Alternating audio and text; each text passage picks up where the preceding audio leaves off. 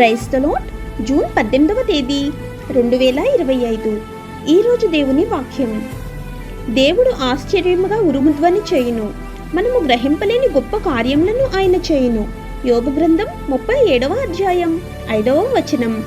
ప్రియమైన సహోదరి సహోదరులారా, దేవుని స్వరం యొక్క గొప్పతనాన్ని, దేవుడు చేసే అద్భుత కార్యాలను గురించి మాట్లాడుతుంది.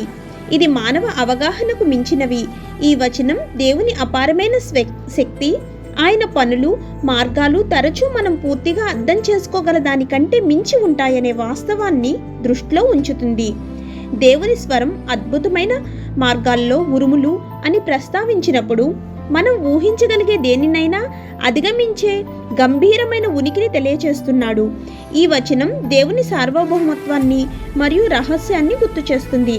మనం ఎల్లప్పుడూ ఆయన చర్యలను అర్థం చేసుకోలేకపోవచ్చు, కానీ వాటిలో ఆయన గొప్పతనాన్ని మనం గుర్తించగలమని ఎత్తి చూపుతుంది. ఆమేన్. God bless you.